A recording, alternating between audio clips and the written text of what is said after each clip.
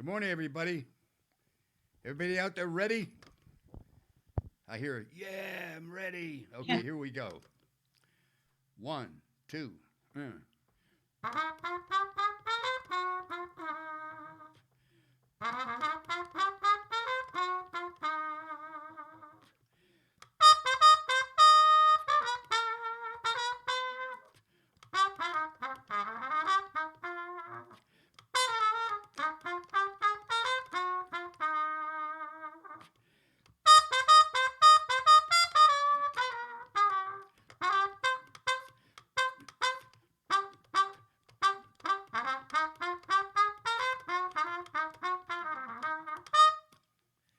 Well, good morning, everybody.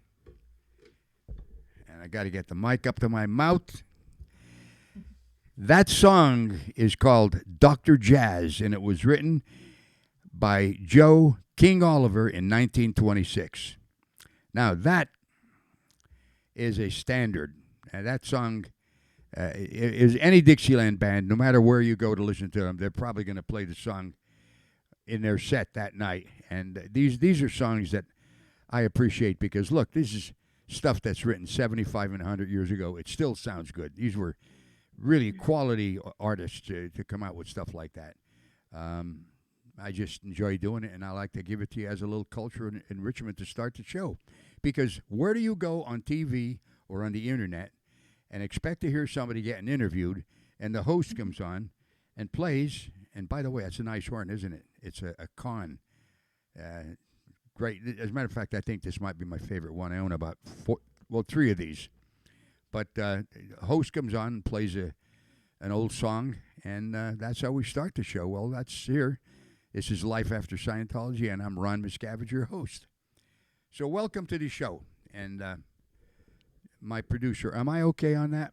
Okay, because I'm okay. Now, we have a special guest back today, Sarah Landry, and we had her on the last show, and she went into her adventures. I'm using the wrong goddamn word. I can't think of substitute. It's. I guess you got to treat it as an adventure if you want to get over it. Because if you keep on saying, "Look what they did to me," you're never gonna get out of it. So if you were just to say, "Okay, this happened, and I'm going to get my life back, and I'm going to do whatever I can to help other people to get out of it," and maybe that's your little makeup for, just like I did in Scientology. I got a lot of people to join staff and to do services. Yeah. I do this as a program to get people to come to their senses and realize they were conned, okay? And I think maybe you may have a similar motive in doing this show with me today. And as a matter of fact, I'm speaking for you, but is that right? Yeah, you nailed it. That's 100% right. Like I feel like as long as I was there in the cult of Nithyananda, I lived and breathed and ate and avoided eating and sleeping just to serve and glorify him. Yeah.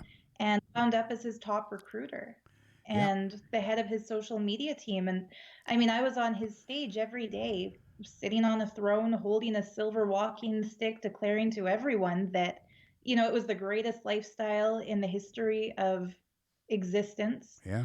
And yeah, I recruited a lot of people into that cult back when I thought that that was, my moral obligation. Yep.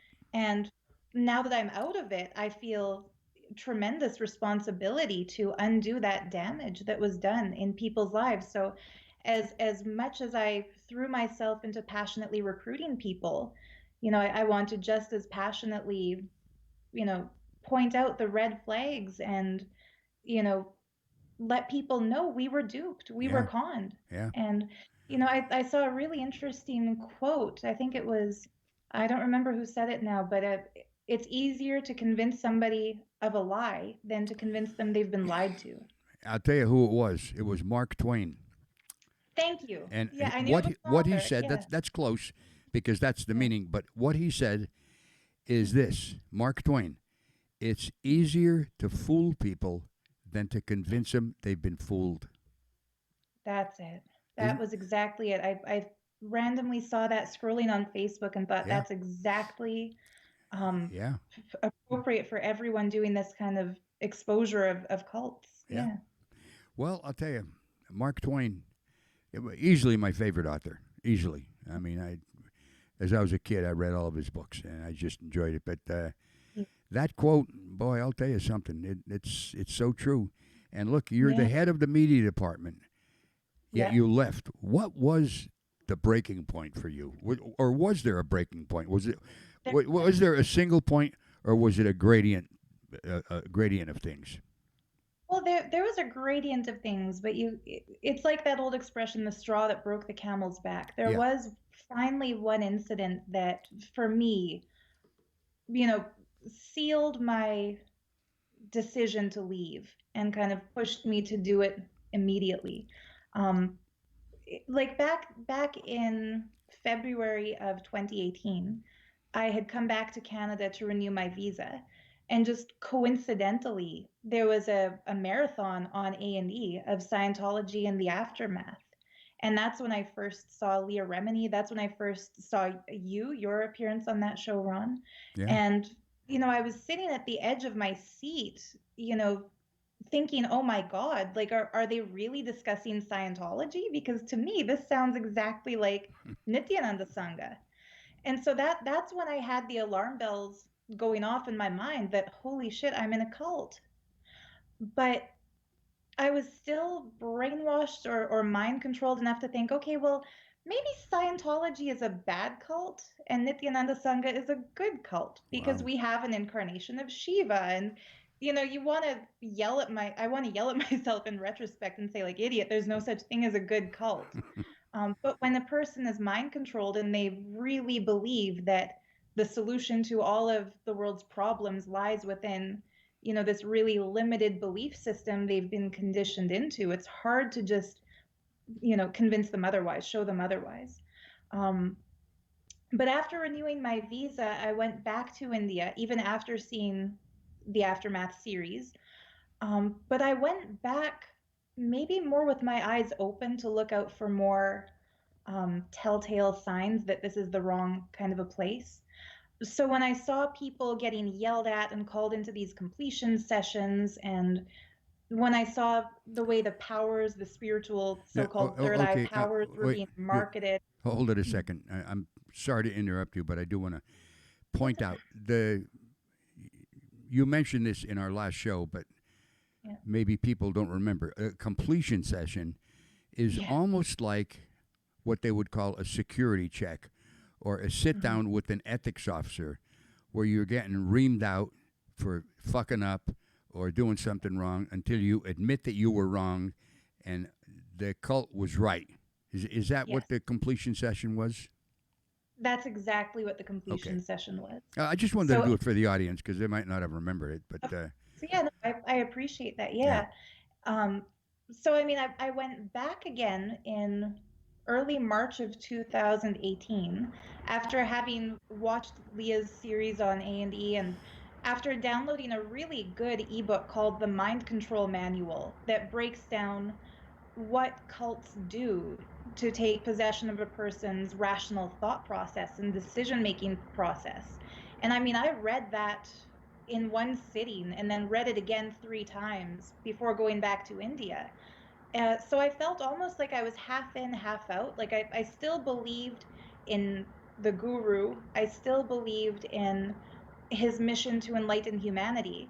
But I went in thinking, now I'm going to help them fix the organizational structure because they're accidentally running it like a cult. They're accidentally running it like Scientology, and they don't realize they're doing this. And it's hurting this great incarnation's mission on planet Earth. Like I was still mind controlled enough that I thought he was good, but the organization was bad. Wow. And I had a really interesting conversation with a lady there named Nithyananda Swami, who is like the head of public relations. She's the head of the programs team. She's the one who puts on these $15,000 December programs. And I should mention, even now, they're gearing up for a December program in Trinidad and Tobago. So I would love to save people the $15,000 expense and the brainwashing experience of going if possible. But I sat down with her and I said to her, there's a Facebook page that's called Nithyananda Cult or Culture. And it's created by somebody who's like a whistleblower against them. who had gone for a yoga teacher's training and saw all kinds of red flags, and he left and did some research. So he has this website, this Facebook page, where he shows the various court dates that Nithyananda has absconded from. He points out that he's been charged for racketeering. The US government has estimated the wealth accumulated by Nithyananda Sangha to be in excess of $1.3 billion, and they have tax-free status. So there's a Facebook page dedicated just to this. And one of the responsibilities I was given as the head of the social media team was to debunk that cult or culture Facebook page. And so I sat down with one of the team leads who I had to report to, Nyanatma, and I told her, we can't debunk this because it's right. It's true. This is a cult. And I read her, this list created by psychiatrists and psychologists of, the traits of a narcissistic psychopath. And she sat there totally straight faced and she said, so what? Yes, that describes Swamiji, which is what we all called the Guru Nithyananda. So what? That describes him. So maybe psychology is wrong. And they call it narcissistic psychopath because they don't know that's an enlightened incarnation. Wow. And, I read her the list of traits of a cult, changing a person's identity, disconnecting from their previous family and friends, limiting their exposure to outside media, forbidding them from asking questions of the leader. We went through this point by point by point, and at the end of it, she said, "Okay, so we're a cult. So what? Oh, What's boy. the big deal? Why don't we just own it? Why don't we just say we're a cult and be proud of that?" And I mean, I felt like I was trying to argue with a 2-year-old and said, but it's a bad thing. We should change the policies so that people can freely come and go, so that they can explore other options in life and also this. Like, if he wants to enlighten humanity, we shouldn't be doing it in the same structure that Jim Jones used when he created Jonestown, or, that the Branch Davidians used in Waco, Texas. We should probably do it in a way that's more authentically Hindu, which is inclusivity, not exclusivity. And that's when I was given. No, wait a minute. Wait, just explain that last thing you just said, which is Hindu. Yeah. Say that, please. Yeah, I mean, Hinduism is known as a religious or a cultural movement for being inclusive, not exclusive. I got it. Okay. So that means, anybody can go to a Hindu temple and worship. Yeah. Anybody from any background, from any, economic background, it's free for everyone to come and worship. Yeah. Temples will give the prasad, which is like a blessed food, to any villager, any doctor, any taxi driver, even if it's the person shoveling the cow dung. They're all considered equal. Yeah. Maybe not in the societal structure of the caste system, but at least in the religious scriptural structure of Hinduism. Mm-hmm. Everyone has the right to freely participate. So I really felt like it was my duty to point out to the leaders in that cult that, we're making a mistake by running this place like a cult. And but she thought it was okay, though. It was so we're a cult, right? Yeah. Yeah. Unbelievable. But the things you're describing are things in Scientology that cut you off from outside, get you, lose your family. You're not allowed to question it. And anyway, go on. Yeah. Well, and here's the thing, like in the Nithyananda cult, people are first encouraged to bring their whole family in. And it's only if the family refuses to join that they're encouraged to, they even use the same word, disconnect. They're encouraged to disconnect from anyone in their old life who is not supportive of the new cult identity given in the cult life. But yeah, they consider it here. The way they get away with it in the cult of Nithyananda is that they describe it as traditional monastic Hinduism. And so they'll use Hindu comparisons to justify their cultic behavior. And it's ridiculous because the way that organization is running, there were more than 3,000 comments on my last YouTube video by actual born Hindu people in India who say, this Nithyananda claims to be Hindu, but what he's doing is very obviously a charade. It's just a scheme to trap Western people and catch their money, and a lot of unsuspecting NRI people, non-resident Indians, Mm-hmm. who are genetically Hindu, but who have been living in the West for 1 or 2 generations. They've amassed a lot of wealth. That's the number one demographic targeted by the Nithyananda cult. Hmm. And there was a time once we were having a meeting in the guru's bedroom, and he told me that I was the only non-Indian who would ever be close to his personal team, to his inner circle. And he said, "No offense, but we don't want Westerners. We want NRI wealthy people." Hmm. And so there was a vested interest in recruiting highly educated, wealthy people. Um, like the pyramid scheme they had structured, whenever somebody comes to the $15,000 December program, there are groups of disciples, like sannyasis, our equivalent of Sea Org, like I had mentioned, Mm-hmm. who would circulate the crowd.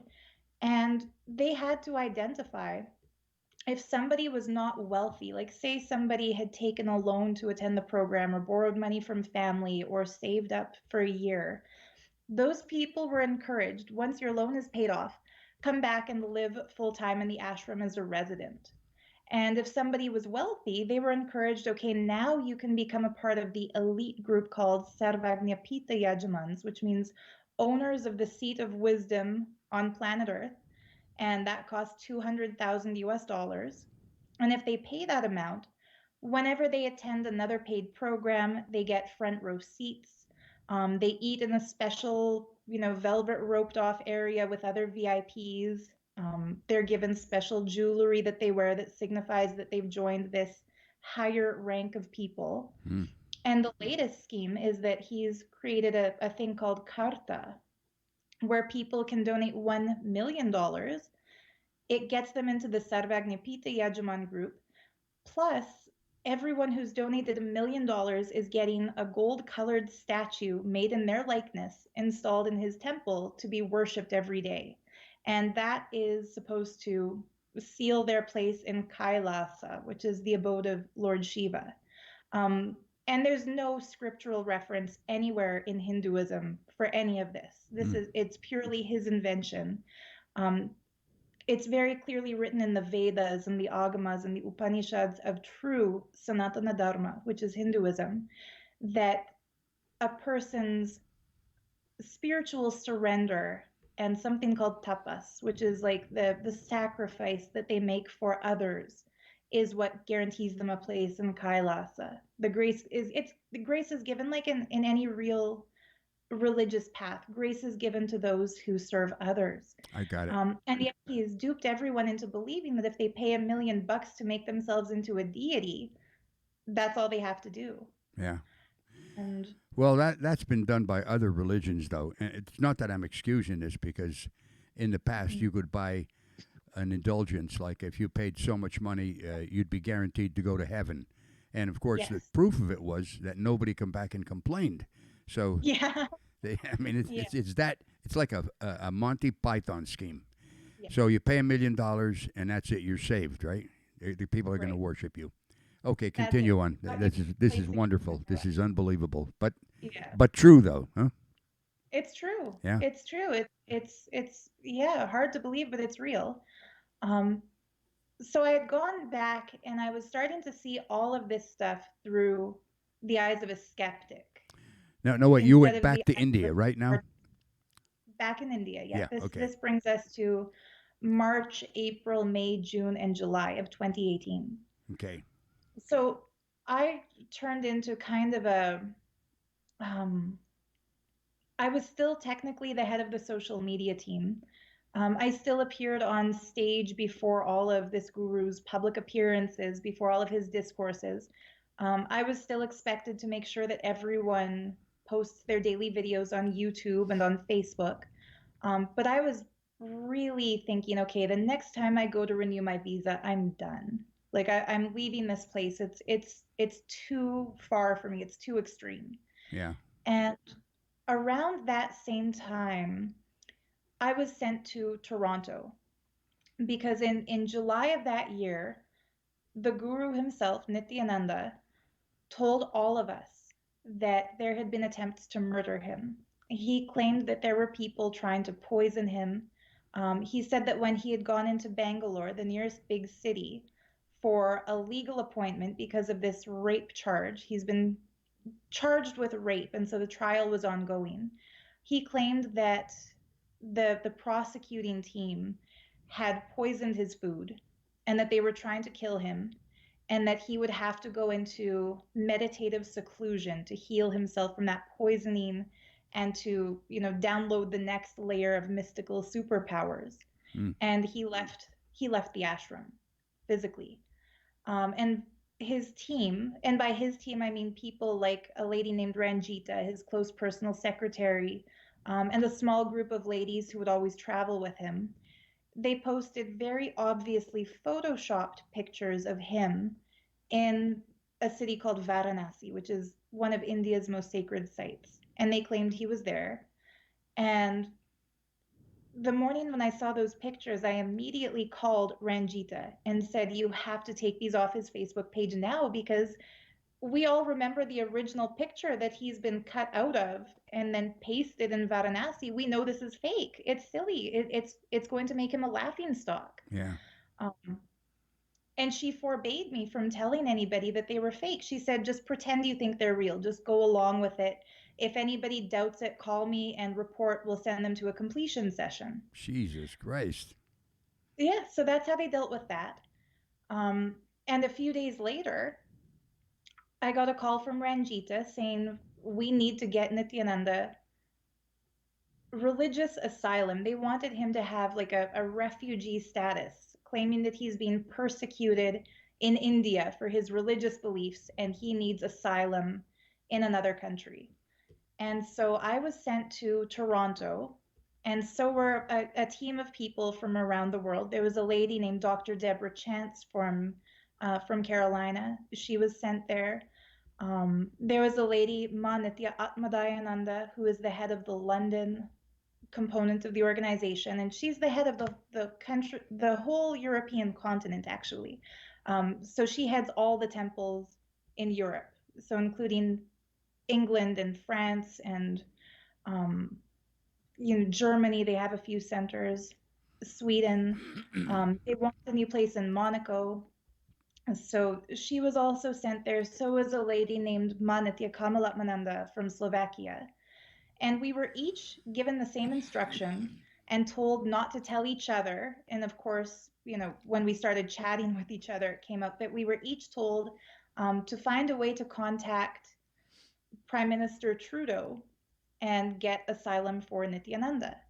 And I mean, it's almost comical because the capital of Canada is not Toronto, it's Ottawa. And you can't just reach out to Trudeau and say, "I have an Indian guru who's being persecuted. Please give him asylum." Like he's got bigger things to worry about than that. Yeah, of course. And they sent us to the wrong city. Like it would be like sending somebody to Washington State instead of Washington, D.C., and telling them reach out to the President of the Yeah. United States. It was stupid. So I asked, "Can we please do this from Ottawa instead of Toronto?" But we were told no, because the organization didn't have a property in Ottawa yet. We had to do it from Toronto. And so it was really um, frustrating and silly. So we were all there. Now, simultaneously, two of the students from the Nithyananda Gurukul, which is the residential school within the organization, they were staying in the same house. All of us ladies were downstairs. The two kids were upstairs with their chaperone from the school. And Dr. Deborah Chance, it was her job to take the kids out every day to do demonstrations of these third eye powers. So they had to meet with, presidents and CEOs of various industries, news media people, government officials, anyone she could arrange a meeting with. These kids had to go into their offices and read things while blindfolded and scan these people's bodies and tell them which illnesses they have and why and how they can heal them, and demonstrate remote viewing. And Another power that they were doing every week was something called reading the Akashic records, where the kids would sit on golden thrones, stare at a picture of the guru Nithyananda, and people could ask them any questions, and they would give these people, you know, direct messages, allegedly direct messages from the cosmos I got it. through a deity called Kala Bhairava. And these messages were meant to be guiding those people in life. Like I got a stupid tattoo on my hand because a kid reading the Akashic records told me to. Um, People have taken sannyas. I know a lady who literally gave custody of her 5-year-old son, divorced her husband, gave him full custody of the son, joined the monastery because a kid in the Akashic readings told her to. Hmm. Um, there are people who have sold their house and donated the money to Sarvagnapita because the kids told them to.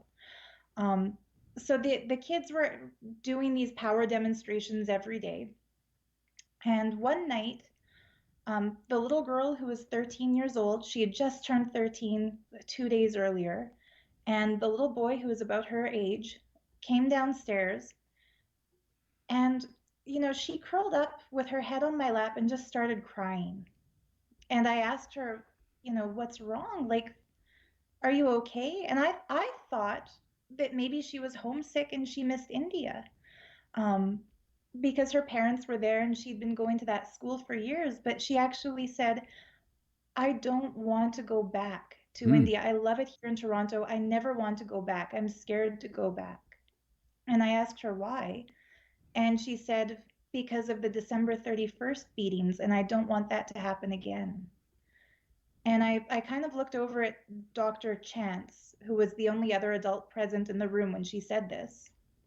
And we both kind of shook our heads. We didn't know what this December 31st meant. So I asked her, what beatings are you talking about? And she said that on the morning of December 31st, 2017, and this was in the middle of one of those December programs, the head teacher of their Gurukul had stormed into the girls' dorm at about 4 a.m. before the girls got up in the morning and started yelling at all of them that people paid thousands of dollars to be here to develop the superpowers of the third eye, and the program is a failure. None of the participants are manifesting these powers. And she told these kids it was their fault. She said that if they had the proper devotion to the guru, they would have connected with participants in something called Shaktipada, or like entanglement, and they would have transferred these powers. So she told these kids, it's your fault the program is a failure. You are causing pain to Nithyananda. Now you have to feel his pain. And she made one of the girls hold her stick and beat every other kid in the room, one by one. And she said, until they bleed or they cry, keep beating. So some kids had black eyes, some kids were bleeding, they all had visible bruises. And they were then chained up, locked in that dorm, in kind of a caged off area of the dorm until their visible injuries were healed. So they were kept away from everybody else in the campus for 1 week. Hmm. And I asked the little boy, because the way the dorm was set up, it was a huge building, 1,000-bed dorm. And kids had the bottom floor of that dorm building. It was maybe like 4 stories. And boys and girls were separated.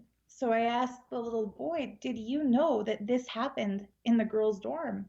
And he said, yes, the same thing happened in the boys' dorm. Jesus And Christ, this is unbelievable. yeah, um, so the school promotes itself as ahimsa, which means nonviolent. And here they're forcing kids to beat each other. So I asked her, have you ever been beaten before that? And she said it's a regular practice there that if a kid has an incompletion, their completion session involves making one kid beat other kids. And I think that that would be because in Indian law, an adult could be charged for beating a child, but if they make the kids beat each other, maybe they think they can bypass the law. Who knows? But the kids were regularly forced to beat each other. And I asked, Why didn't your parents take you out of the school? Because here this kid is saying she doesn't want to go back because of this beating. And she said that the teachers told them that it is guru droha, which means a crime against the guru, if they tell their parents about this beating. So none of them are allowed to tell the adults, because if they do, they lose their enlightenment, they lose their privilege. And then she went on to tell me they were all faking these powers. So the number one thing that draws newcomers to the organization, the number one promised deliverable for these December programs, she said some of the kids had had glimpses, meaning when their eyes are closed and a paper is in front of them, they get a glimpse through the third eye. They see the words, like I think it would be called midbrain activity from a Mhm. Western neuroscience context. But she said they weren't 100% successful all the time, and if they had to manifest these powers in front of their teachers, they were not allowed to eat or sleep or drink water or go to the bathroom until they successfully demonstrated these powers. And so she said there was a time when, for 4 days and 4 nights straight, the kids were on a hard stone floor, locked in their school. If any kids started falling asleep, there were other kids given buckets of water to dump on them to wake them up. So for 4 days and 4 nights, they didn't sleep. They Jesus didn't. Christ. um, She said kids were going to the bathroom in their pants because they weren't allowed to get up and go to the bathroom unless they manifested these superpowers. And so they resorted to cheating. They figured out that when the blindfolds were on, if they raised their eyebrows, it created a little gap, like at the cheekbone area. So they would raise their eyebrows once the blindfolds were on and hold the papers beneath their faces and start to read. And I mean, anybody who has seen these kids demonstrate third eye blindfold reading will know they can only read something if it's right under their face. Well, suddenly I found out why. Like, we had all been told the third eye sees differently than the physical eyes. So your physical eyes look forward, the third eye can look down for some people. And, Mm. because we were mind controlled, we believed anything we were told. Um, so for me, really, the last straw, where like I had already had my suspicions that this is a cult, I finally realized it is a dangerous, very abusive cult that is literally beating and starving and sleep depriving kids. That's when I left completely. And I mean, I had to run away. We were all called back to India. Um, but instead of booking a ticket back to India, I booked a ticket to another city in Canada and took off the orange clothes, put on regular Western clothes again, and just got the hell out of there. Wow. And, I was still mind controlled enough where I thought, okay, maybe the guru was good, but the teachers running the school are bad. Um, I mean, nothing happens in that cult without his direct personal instruction. Yeah. And the teachers who forced those beatings to happen and who starved and who sleep deprived the kids, they to this day have not been removed from their post. They are still the heads of that school. And, when the kids told me about the beatings, what I was about to do was call their parents and say, okay, well, you kids were told it's Guru Droha to tell the parents, but nobody told me it's Guru Droha for me to tell the parents. So I Hmm. started dialing the mothers and the fathers of these two children. And Ma Atmadaya, the head of the European Sangha, stormed out of her bedroom where she was listening into all of this and stopped me. And she said, if you report this to the parents, it could damage their connection to Nithyananda. So instead of calling the parents, you should report this internally. Don't call the police, don't call child protective services, don't call the parents. Ask the guru what to do. So I sent a message to Ranjita, who is his secretary, his main person, right hand person, and told her, I just found out about the December 31st beatings. The kids are scared to go back to the school. We've been called back to India at the end of this, Toronto trip. What should we do? How can we help them overcome the trauma that they're experiencing? Um, And she denied the thing ever happened. She said the kids are lying. Oh They're boy. attention seeking. They're making this up. So the next morning, before I was even awake, those kids were in a taxi on their way to the airport. They were back in India within 24 hours. They were on the next flight to Bangalore after I reported this internally. Wow. And yeah, Well, wait a minute. Now you were living in a house with other people of that cult. How did you actually yes. get out? I mean, wouldn't they try to stop you? What happened there? I mean, I don't want to put anybody else at risk by Okay. revealing who helped me escape. But I was given I found some Western clothes Okay. and Let's just not take it up because if it's putting somebody in danger, I don't want to do that. yeah, I Th- don't know how far they'd be willing to go. People have disappeared in India, and some of the parents who have spoken out against this school have been silenced. They have been threatened. People have been killed in the past. So wow. I don't think they would go as far as doing that in Canada, but it's possible. But I basically, the way I was able to escape was by pretending that I had booked myself a ticket back to India. But when I got to the airport in my Western clothes, I hopped a flight to my home province instead. I got it. Okay. So that was the end of your association with them right there. Right there. I Right stopped there. reporting. I sent a message to Ranjita saying, I'm out. I've dropped the kavi, which is the orange clothing we were wearing. I'm done with this. I'm never coming back. And she never actually even opened that message. Huh? I think they probably knew the writing was on the wall, Yeah. when I reported what the kids had told me. Um, but it was kind of a year of what ex-cult people or what psychologists would call deprogramming. I still had a lot of crossed wires in my brain where I still believed that guru was God, Yeah. and that his organization was inherently good, and that, they told all of us that ferociousness is a virtue.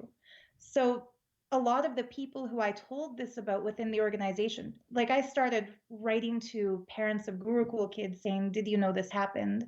A few of them confirmed and said, yes, the kids are traumatized. But they all said, if this is what Swamiji wanted done, who are we to question it? God damn. Yeah. And Wow. so I didn't publicly speak out against it or denounce it. And I was still, wearing the necklace with his picture on it for a couple of months after I left because I still believed maybe in my limited human perspective, I don't understand the mystical reason why he did all of this. Yeah. So it took me, this past year to come to terms with the fact that it's seriously wrong. There's no excuse for child abuse. And I mean, adults were also sleep deprived and denied food and controlled. But finding out what happened to the kids, I mean, when a child cries and tells you they're scared to go back, that Wow. triggers something that there's no turning back from that point. No, there isn't. I agree. And that Yeah. ended that chapter in your life. And Yeah. now, what I want to get into, and it's not going to happen now because we're literally out of time, Uh, but this has been very interesting to me. What I'd like to mhm. take up, and we'll do another one, Yeah. is the similarities between that cult you were in, Nithyananda, and Scientology, Yeah. and how these parallel each other. And of course, right now your life is completely changed. Yes. I mean, Yeah. you look great. You have a great job. You do jewelry. You design Yeah. jewelry, and Yeah. do, I do, feel like I've got my freedom and joy back. I make jewelry. I sell it from a little website I have on Etsy, which is a crafter's sales platform. So yeah, I get to play with gemstones all day long, and I have my cats, and I have, you know, the joy of life has come back. I no longer feel indebted to an organization that I tirelessly recruit people into. It's self-sovereignty is a precious gift. So yeah. I definitely feel inspired to share that with others. Look, why don't And you give the name of your website and let's drum up some business for oh, you? You just say it sure. a couple times so Yeah, people get it. thank you, Ron. Yeah, it's etsy.com/the art of gems. And I mean, I'll send that to you in a message. Maybe we can put a link or something. That would be awesome. Yeah, I mean, what the hell? You went through a hell of an experience over the last 9 years. Now you're out Yeah. of it, and you're doing some good. Look, you're on the Thank fucking air you. with me, telling them about it. Now that takes guts, Yeah. and I appreciate that. Well, and I appreciate this too because I mean for the year when I was going through the deprogramming, I subscribed to your channel. I watched your interview on the Joe Rogan Experience. I watched every video Leah Remini has ever appeared in on YouTube. And I was thinking like, damn, the best thing I can do in my life is share the truth of the Nithyananda cult the way all of you are sharing the truth of the Scientology cult. Yes, Um, and I got to because give. I will tout my own thing here, and what I pride myself in doing is I'll give people enough time to tell their story, and that's yes, one of the yeah. problems. Like when my book first came out, it's Hmm. sitting over here. I don't know if you can see that on the screen because I can't. I was on 2020. I was interviewed for over 8 hours, and I got on screen for maybe 18 or 20 minutes. So here I have a platform, and I'm happy to do it. It's not like somebody's forcing me to do this. I'm very happy to do this to give people Yeah. a chance to tell their story and maybe help other people to come to their senses and say, "Hey, wait a minute, I'm getting the fuck out of this. This is bullshit." And I hope all of your followers that you kind of talked into doing it are watching this and they say, "You know what? Sarah's right. I'm out of it." And that would be great. That would be really Thank great. you. That's my ultimate goal. Yeah. Yeah, and I'm so grateful. Thank you for giving me this platform and for allowing me to tell this whole story. That's a beautiful gift. Yeah, well, And yeah, I really look forward to sharing what are the cult red flags. Like people sometimes ask, how does an educated, intelligent person get sucked into a cult? Like, yeah. are you stupid? How did you fall for that? And it's important people should know, what red flags show them that they're in an environment that is limiting and controlling their freedom of thought. Well, So thank you. I so look forward to that one. and that's what we're going to take up on the next show. So, for right now, just let me do a little bit of business. Mhm. Those of you who enjoy watching this, if you want to become a participant, all you have to do is become a patron, and you can do it from anywhere from $1 to 100, well, whatever you want to contribute each month, whatever you can feel that's affordable, and you'd like to help out the ongoingness of the program, and I'd appreciate it very much. Meanwhile, get other people to watch this, and let's promote the hell out of it and educate the public so they don't get trapped like myself and Sarah did. Of course, we're out, but there are people there maybe on the fence that are wondering what should I do, and you have people like Sarah come on and help them make up their mind and say, "Fuck it, I'm done." You know. Yeah. So Yeah. until the next time, Sarah, thank you very much, and Thank you. I'll yeah. I'm sorry. Go on. Oh, that's all. Just thank you so much. It's truly a pleasure. Yeah. Okay. Okay. So I'll see all of you on the next episode. This is Life After Scientology. I'm Ron Miscavige. I'm your host. I'll see you on the next one. Bye bye for now.